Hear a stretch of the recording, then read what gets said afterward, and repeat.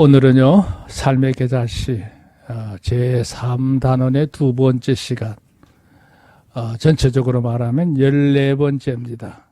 오늘은 시작 글자가 어조사야자입니다. 제 이름의 가운데 있는 글자도 이 야자를 씁니다. 이게 한문으로 표기돼서 읽을 때는 예자로 읽기도 합니다. 그래서 예수님을 할 때 한문의 표기는 야소입니다. 그 야소 하는데요. 옛날에 우리 오래된 교우들도 야수교 그런 얘기를 했던 이유가 바로 이런 연유라고 할 수 있습니다. 자, 오늘은요 아주 중요한 겁니다. 지난 시간에 이 세상에 구원자이신 예수님이 왜 오셔야 되느냐 하는 것을 앞서서 인간에게 왜 구원이 필요한가 하는 문제에 대해서 지난 시간에 보았죠. 자, 그 구원이 절실한 게 바로 우리 인생인데요. 구원의 온전한 방편이 무엇인가 그랬을 때 그 대안이 바로 예수님을 소개하는 것이죠. 그래서 오늘 주 예수 그리스도 그렇게 제목을 잡았습니다. 이 주 예수 그리스도라고 하는 이 표기는 신약 성경에 만약 한 80번 정도 나와요. 이게 굉장히 중요한 명칭입니다. 그건 좀 이따 다시 한번 언급하도록 하겠습니다. 제가 이 교환을 만들면서 고민을 많이 했습니다. 왜냐하면 예수님을 요 짧은 30-40분 안에 다 소개한다는 게 이게 보통 문제가 아니거든요. 더군다나 이게 제대로 인식이 될 수 있도록 가르친다는 게 참 어려운 일이라 이걸 문장을 어떻게 만들어야 되나 고민을 하면서 날밤을 샌 적도 있습니다.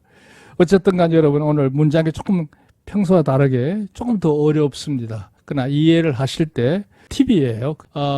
그 명제에 제시된 이 개념들을 세 개만 생각하지 마시고 그거를 펼쳐놓고 난 다음에 그 다음에 제시된 또 하나의 개념들을 바로 밑에 붙여서 가로 세로로 이렇게 묵상하면 이 의미를 좀 더 폭넓게 이해할 수 있으리라고 생각합니다. 자, 여기 우선 첫 번째, 이건 아주 서러운 부분입니다. 왜냐하면 예수님을 소개하려고 하다 보니까 그 구별성을 갖게 하기 위해서 초반에 이 부분을 넣었어요. 자, 여기 보세요. 인류 역사에는 각 분야를 따라 좋은 영향력을 주었던 위인들, 위대한 사람들이 말이죠. 무수하다 그랬어요. 많죠. 뭐 나쁜 영향 미친 악인들은 제해놓고 참으로 선한 모습으로 좋은 쪽으로 또 유익한 모습으로 영향을 주었던 위인들 각 분야마다 다 있습니다. 그 예를 제시하고 싶은데 그 세계를 들어가서 보니까 이건 책 몇 권 읽어갖고 될 문제가 아니더라고요. 제가 이 문장을 만들기 위해서 아주 여러 시간 고심을 했어요. 제 나름대로 내린 결론은 이거예요. 자, 그 예를 든다면요. 크게 구분을 해서 세 가지로 우선 제가 나왔어요. 난세의 영웅들이 있었죠. 나라가 큰 위기에 직면했을 때 그 나라를 구했던 영웅들이 많았습니다. 그들에 대해서 정치적으로도 안정이 되고 경제적으로도 안정이 되는 그런 나라를 구한 큰 위기에서 벗어나게 한 영웅들이 있죠. 많죠. 또 하나 개념이 뭐냐 하면 여기 구도의 성인이라고 했는데요. 깊은 깨달음을 위해서 그 큰 업적을 인 유명한 유인들이 많죠. 그들을 말할 때 일명 성인이라고도 말합니다. 이 성인이라는 단어를 쓰면서 하나 꼭 짚고 넘어갈 문제는 세계 4대 성인 그러면 거기다가 예수님을 갖다 집어넣어요. 예수님은 성인의 반열에 들어가서 한정될 분이 아닙니다. 그거를 구분하기 위해서 오늘 이 첫 번째 문단에 있는 거예요. 예수님은 구도의 성인의 한 분이 아니에요. 전혀 딴 분인 것이죠. 어쨌든 구도의 성인으로서 인간관계라든지 대사적인 모든 관계에서 어떻게 사는 것이 반듯하게 사는가 하는 건 공의를 깨우친 많은 구도자들이 있죠. 그들도 인류에 큰 유익을 주었던 사람들이에요. 그 다음에 발명하는 일에 앞장섰던 유명한 이름하여 석학입니다. 석학들. 그거로 인해서 인간이 살아가고 있는 여러 가지 문명이 발전해 왔고 삶에 유익을 주는 수많은 도구들이 만들어져서 편이란 말은 편리하게 산다는 뜻이에요. 자, 문제는 그들만 있느냐? 아닌 거예요. 그 외의 사람 또 있죠. 보세요. 직능을 따라서도 있고 재능을 따라서도 있고 기능적으로도 있어서 직능적으로 유명한 명인들이 많고 재능적으로 달인들이 많고 기능적으로 유명한 장인들이 많은 것. 자, 이렇게 이제 복잡하게 얘기했습니다만 이 세상에는 사람에게 유익함을 주었던 사람들이 많았습니다. 자, 문제는 두 번째 단락에. 그러면 우리가 오늘 바로 알고자 하는 예수님은 어떤 분이냐? 이걸 알으셔야 될 거 아니겠어요? 여기 그랬어요. 그러나 오늘 우리가 주제로 삼고자 하는 예수님에 대해서는 바르게 우리가 인지해야 돼. 깨달아야 돼요. 그리고 앞서 언급했던 이런 위인들과 성인들과 구분을 하는 것이 필요해요. 그리고 거기에 대해서 분명하게 여러분이 아주 소신을 갖고 확신을 할 필요가 있습니다. 그걸 심어주기 위해서 오늘 이 설교를 하는 거예요. 왜 그러냐? 예수님의 실존이 어떤 분이었냐는 걸 바로 알아야 되고요. 그분이 어떤 속성을 지니고 있는 것을 알아야 되고요.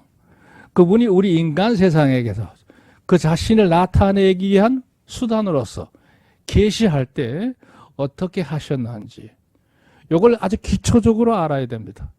그러면 이제 그 실존자 되신 예수님이 우리 인간 세상 속에 오시기 위해서 많은 일들을 세우실 거 아니에요. 그걸 예정하신다고 그래요.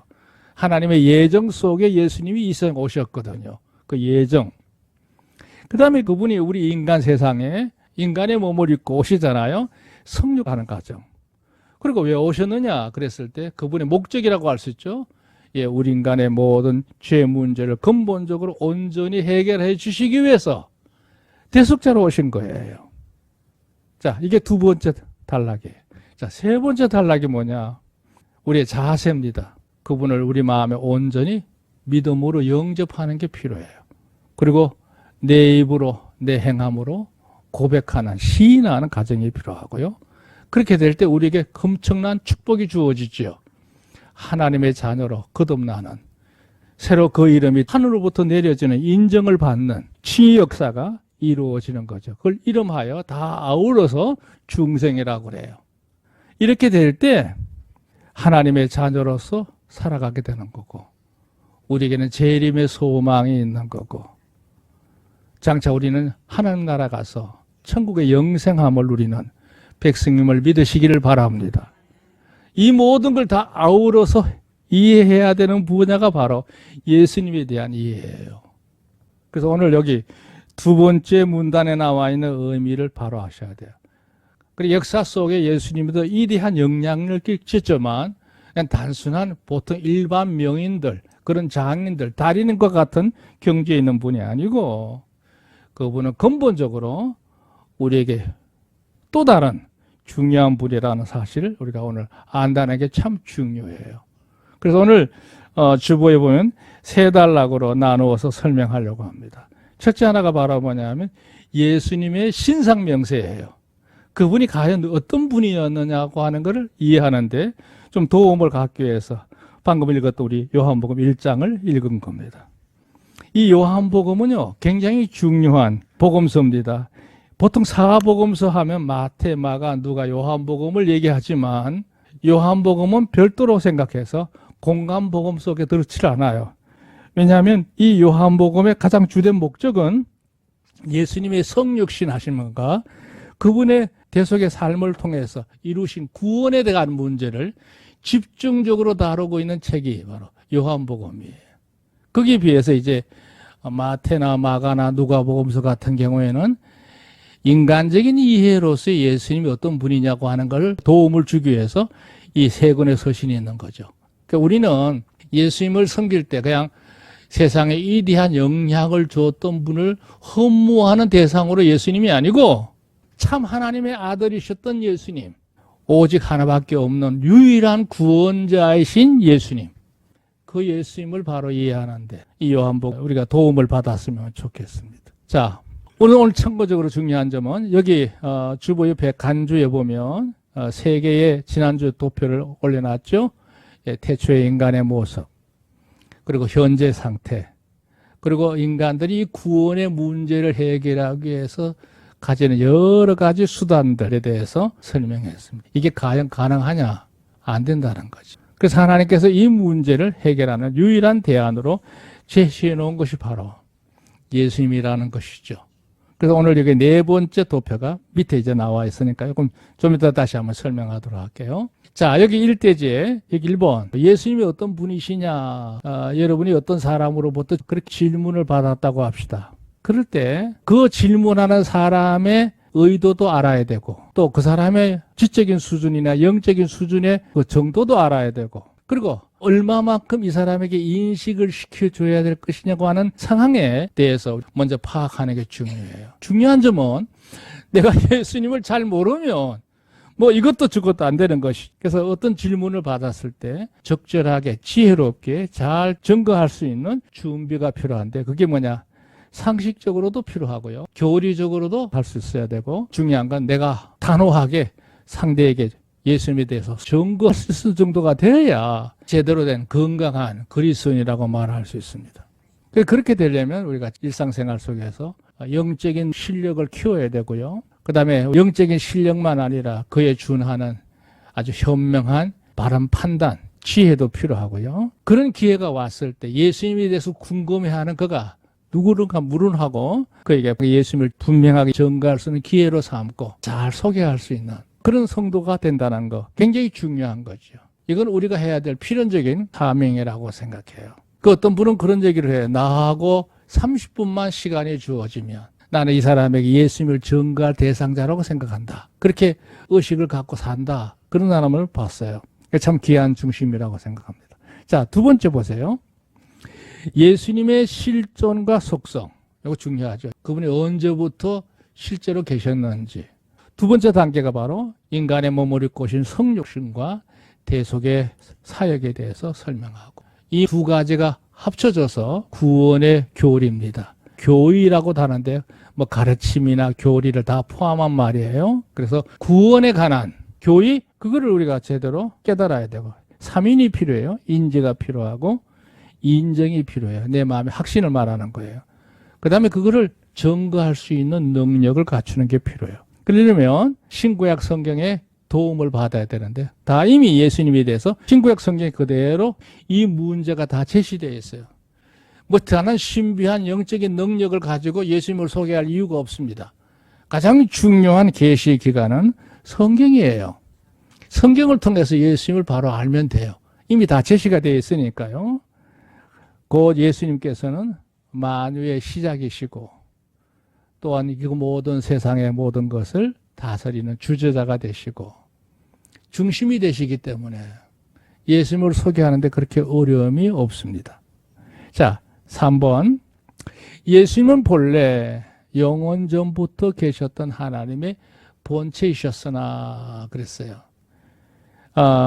이 세상에 사람으로 오셨다는 사실도 놀라운 거지만 그 하나님의 본체가 되신 분이 세상에 사람의 몸을 입고 왔다는 자체도 놀란 거지만 더 특이한 점이 하나 더 있죠. 그걸 이제 성경에서 언급하고 있는 부분인데 빌립보에서 나오죠. 예수님이 탄생하셨던 그 시대, 그때는 정말 혼돈의 시대였습니다. 말할 수 없이 공고한 시대였어요. 그 다음에 신분적으로도 주님은 분명히 하나님이시지만 인간 세상에 오셨을 때는 참 가난한 가정의 아들의 신분으로 그 이치가 시작이 돼요. 비천한 신분이었어요. 뿐만 아니라 예수님이 사셨던 그 생애를 보면 한 번도 제대로 형통하지 않았어요. 참 열악한 어려움 가운데서 주님이 사셨던 것이죠. 그러시면서도 주님은 그 구원의 사역을 안전하게 마무리하셨기 때문에 제일 높은 자로부터 시작해서 이 세상에 제일 비천한 자에 이르기까지 모두로부터 빌립보서의 말씀을 빌리면 그 이름 앞에 무릎을 꿇을 수 있는, 다시 말해서 경배함을 받을 수 있는 경외의 대상이라는 거예요. 그러니까 예수님 만약에 왕의 아들이나 귀족으로나 뭐 큰 부잣집 아들로 이 세상 오셔서 사셨다가 가셨다고 하면 우리가 주님을 온전히 받아들이는 데는 한계가 있을 거예요. 그러나 주님의 앞에 어떤 인생이든지 뭐 높은 자든지 낮은 자든지 부한 자든지 학식이 있는 자든지 뭐 어떤 자든지 간에 예수님 앞에는 부끄러움을 느낄 수가 있다는 얘기죠. 자, 네 번째로 중요한데요. 예수님의 생애를 논할 때 사생애가 있고 공생애가 있어요. 그 사생애라는 말은 뭐냐면 사역을 하시기 전에 사적인 생애다 이런 얘기죠. 그 다음에 이제 주님이 이제 본격적으로 대속의 사역을 하셨던 생애를 공생애라고 하는데요. 그러니까 사생애는 30년, 공생애는 한 3년 반 정도 주님이 사셨죠. 자, 문제는 뭐냐면 그렇게 사시는 두 생애 다 공통점이 하나 있어요. 그게 뭐냐면 인간을 대신해서 죗값을 다 담당할 수 있는 대속물이 되시기에 조금도 문제가 없었어요. 산무가 없어요. 무흠해요. 흠이 없었어요. 그 다음에 그분이 특별한 죄를 짓지 않으셨어요. 죄가 없으시니라 그렇게 표현했는데요. 그 다음에 그분은 욕심을 내지 않았어요. 주님이 그러셨죠. 내가 세상에 섬김을 받으러 온 것이 아니라 도리어 섬기려 하고 모든 사람을 구원하기 위해서 내가 왔다. 주님이 그렇게 말씀하신 것이 그냥 허언이 아니었던 거죠. 그러니까 온전한 대속물로서 가치를 볼 때 완벽한 분이었다 이렇게 말하는 거예요. 따라서 주님이 사역하실 때도 그분이 하셨던 모든 말씀들 그냥 이상적인 가치를 논한 게 아니라 은행일치의 삶이었다 이렇게 말하는 것이죠. 자, 중요한 점은 여기에요. 옆에 간주해 보시면 대고백에 나오는데요. 어느 날 예수님이 이제 사역이 거의 끝나갈 무렵에 제자들과 함께 가이사라 빌립보라고 하는 곳, 지금의 가나안 땅으로 말하면 제일 북쪽에 있는 단이라고 하는 지역, 요단강이 시작되는 지역입니다. 지금은 그 바니아스라고 하는데요. 그 지역에 이제 올라가셔서 제자들과 함께 한적한 시간을 가지면서 제자들에게 묻잖아요. 너희들과 내가 지난 수년간 사역을 해왔는데 세상에 있는 사람들이 나에 대해서 뭐라고 하더냐 하면 얘기해봐라 그랬죠. 그랬더니 이제 제자들이 들은 대로 엘리야 같은 분입니다. 뭐 선지자 중에 한 분이라고도 합니다. 여호와과 같은 이라고 합니다. 뭐 이런 얘기를 쭉 해요. 그 무슨 얘기냐면 주님이 워낙 능력을 많이 행하셨고 또 사회적인 정의라고 할까요? 공의를 부르짖기도 하시고 또 엄히 외식하는 자들을 책망하는 여호와과 같은 불같은 분이었기 때문에 주님의 그런 모습에 대해서 쭉 설명을 합니다. 뭐 나쁠 건 없습니다. 그럼 너희가 생각할 때 나는 누구라고 생각하느냐 이렇게 새삼스럽게 물으셨어요. 그래서 유명한 사람이죠. 예수님의 제자 가운데 베드로가 아주 성급하게 고백했을 거예요. 주는 그리스도시요 살아계신 하나님의 아들이십니다. 그랬어요. 주님이 원했던 답이었죠. 주님은 뭐 위대한 엘리야 능력자, 백성을 긍휼히 여기는 예레미야 선지자 같은 사람, 뭐 요한과 같은 불 같은 사람 그런 게 아니라 예수님이 오셨던 본래 목적이 바로 겁니다. 주는 그리스도시요 살아계신 하나님의 아들입니다. 그 이름하여 주 예수 그리스도예요. 오늘 이 주 예수 그리스도라고 하는 말의 의미를 여러분 확실히 아셔야 돼요. 주라고 하는 말은 관계사입니다.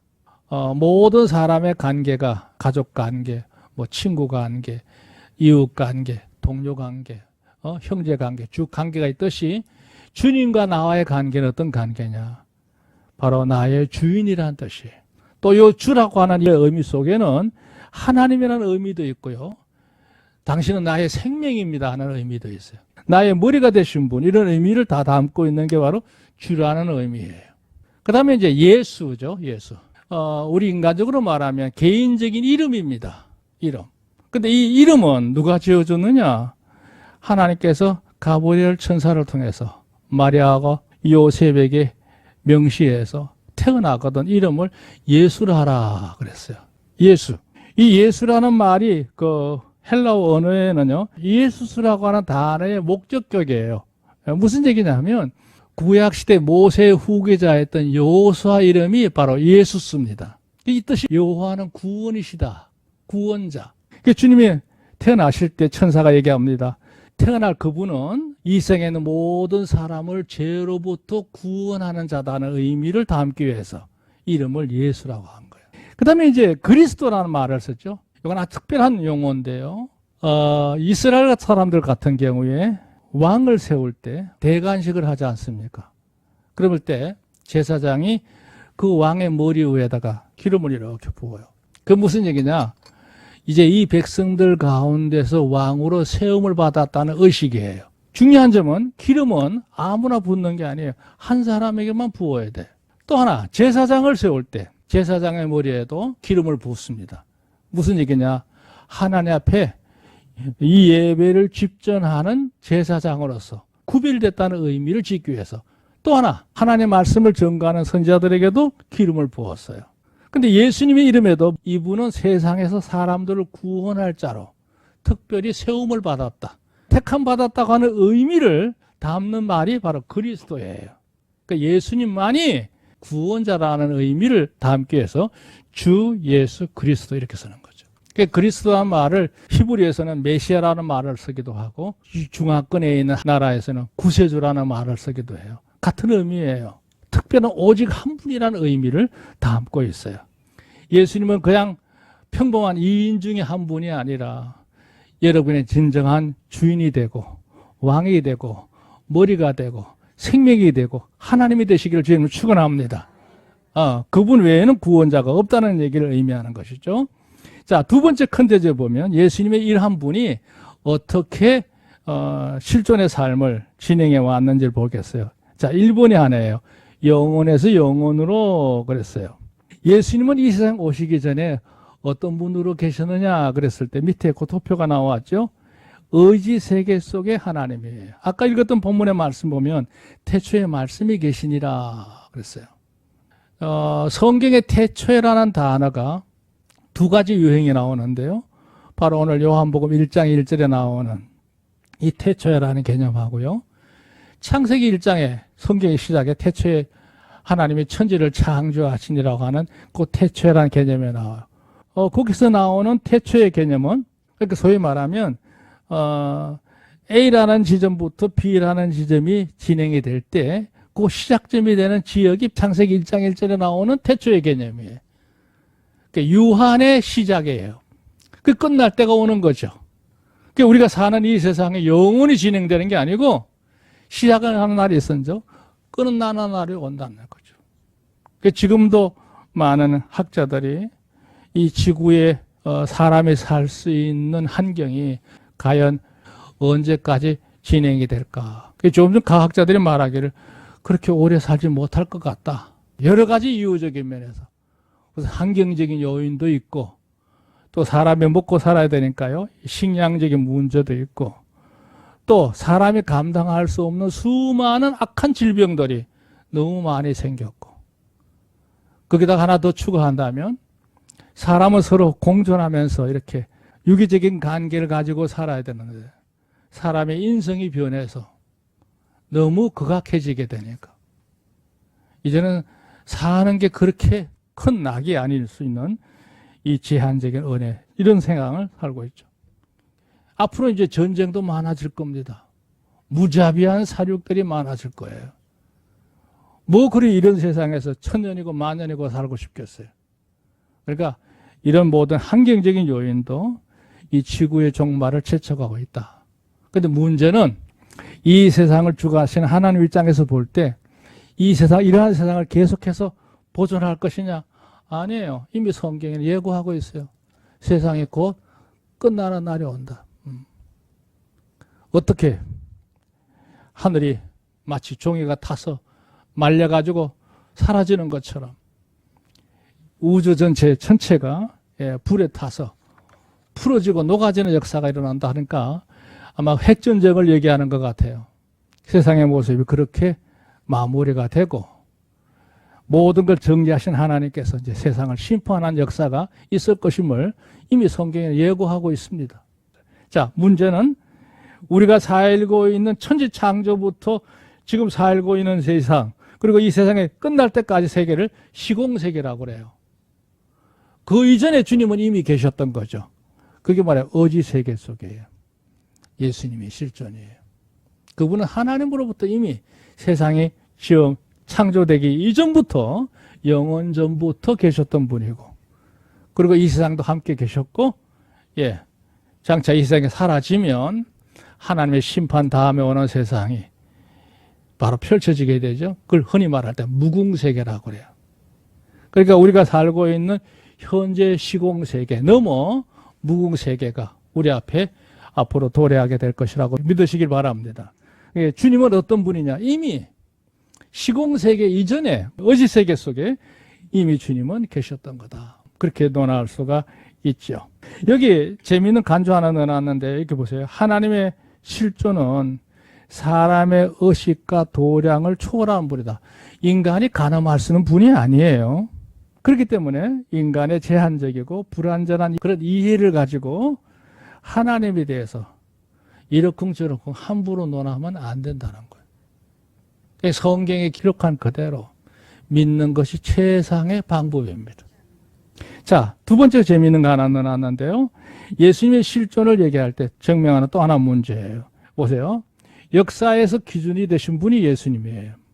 재미있는 거는 인류학 역사를 쭉 보면요. 서기 한 600년 정도 될 때까지 이 세상에는 연대 설정이 없었어요. 그냥 각 나라마다 임금이 즉위를 하거나 무슨 큰 이변이 일어났거나 이런 기준으로 연대를 계산했어요. 이게 무슨 얘기냐면 세상에 있는 모든 것들이 보면 그냥 기준성이 없이 그냥 들쑥날쑥 이런 식으로 하다 보니까 세월이 이게 몇천 년이 지나오는 동안에 이거를 정리할 수가 없는 거예요. 아, 이래서는 안 되겠다. 역사가 흘러가고 있는 연대의 기준점을 정해야 된다. 이래가지고 이제 6세기니까요. 한 600년 가까운 세월에 결국 이걸 이제 정리하는 사건이 벌어져요. 그게 나오죠. 그게 바로 기준점 어디 잡을 거냐 했을 때 예수님이 탄생하신 것을 기준으로 해서 비포 크라이스트.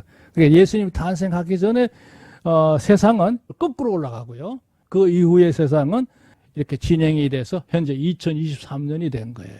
물론 여기에도 문제점은 있어요. 이걸 처음에 연대 계산을 잘못하는 바람에 지금 와서 보면 한 4년 정도 차이가 난다, 뭐 5년이다, 뭐 6년이다 이렇게 말하는데요. 예수님을 탄생하신 것을 역사의 기준점을 잡은 거예요. 이거는 이제 이제 국제적인 공용으로 사용하고 있는 연대 설정이죠. 이게 무슨 의미가 있느냐? 결국 이 세상의 역사를 논할 때 그 기준점은 예수님이라는 사실에 누구도 이의를 제기할 수 없는 상태가 됐다는 얘기죠. 자, 오늘 가장 중요한 포인트는 사실 이거예요. 3번입니다. 하나님께서 인간의 구원의 방편, 스스로 노력해서 자력에 의해서 구원을 받을 수 있는 길이 불가하다는 사실을 우리 인간들이 알잖아요. 그래서 하나님은 이미 오래전부터 이 구원의 길을 예비하셔서 이루신 일이 바로 이 네 번째 도표입니다. 하나님께서 에덴 동산에서 아담과 하와를 내보내면서 선언하지요. 장차 여인의 아들을 통해서 뱀의 모든 권세를 깨뜨리고 너희를 구원하는 역사가 일어날 것이라고 하는 것을 하나님께서 예시해 주셔요. 그 예시해 주신 하나의 모형이 뭐냐면 한 짐승을 잡아서 그들의 부끄러운 부분을 가려주는 옷을 입히면서 그 예시된 모형 그대로가 이루어진 것이 바로 십자가 사건이시죠. 그래서 이 구원의 길은 사람이 만든 종교가 아니에요. 하나님이 준비하신 거예요. 이 구원의 길 외에는 없어요. 왜? 인간이 안고 있는 죽음을부터 시작해서 모든 그 문제가 하나님과 우리 인간 사이에 이루어진 이 죄 문제 때문에 일어난 거기 때문에 이거를 해결할 분은 사람이 아니고 하나님이셨던 것이죠. 제가 오늘 이 너무 많은 분량이기 때문에 다 설명할 수가 없지만 요한복음 유명한 말씀이죠. 3장 16절. 지난번 니고데모 얘기 가운데서 주님이 분명히 말씀하셨어요. 하나님이 세상을 이처럼 사랑하사 독생자를 주셨으니 누구든지 저를 믿는 자마다 멸망치 않고 영생함을 얻게 하려 하심이니라. 믿으시면 아멘. 주님은 그러셨어요. 14장에 있는 말씀이에요. 내가 곧 길이요 진리요 생명이니 나로 말미암지 않고는 아버지께 올 자가 없다. 유일한 구원의 길에 대해서 언급하셨어요. 예루살렘에 있는 주민들을 향해서 외쳤던 유명한 말이 있어요. 천하 인간에게 구원 얻을 만한 다른 이름을 예수 외에는 주신 일이 없다. 이 유일한 대속의 구원의 길입니다. 자, 마지막으로 하나 더 봅시다. 이쪽에 간주에 보시면 예수님이 어떤 분이냐고 하는 것을 의미할 때 여기 이렇게 얘기했어요. 세상의 모든 것에는 반드시 시작이 있고 또한 기준이 설정되어 있어야 한다 그랬어요. 첫째, 세상의 모든 것의 시작이 이 일엔 주님도 동참을 하셨어요. 그리고 인간이 가져야 될 최상의 가치관이 있을 때 그 가치관의 중심, 기준점은 바로 예수님이시죠.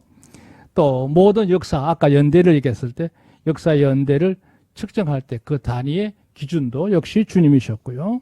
앞으로 장차 이 땅에 사는 모든 사람들이 이제 세상을 마친 후에 하나님이 심판하실 때 심판의 기준을 점을 잡는 일에 필연적으로 예수님이 들어가요. 그 예수님을 영접하는 자에게는 영생함이 있고 그 아들을 믿지 않는 자, 받아들이지 않는 자에게는 하나님의 심판이 있음을 분명히 언급하고 있죠. 그래서 이 모든 일에 핵심이 되는 분이 누구냐? 예수님이라는 거예요. 제가 너무 장황하게 오늘 설명했는데요. 자, 중요한 점은 뭐냐? 예수님은 그냥 단순한 이인이 아니라 이 세상에 하나님이 보내셨던 유일한 구원자시다. 믿으시면 아멘. 이 사실을 여러분이 인지하시길 바라고 믿음으로 확신하는 가운데 언제든지 이걸 증거할 수 있는 능력을 갖추시기를 주의 이름으로 축원합니다.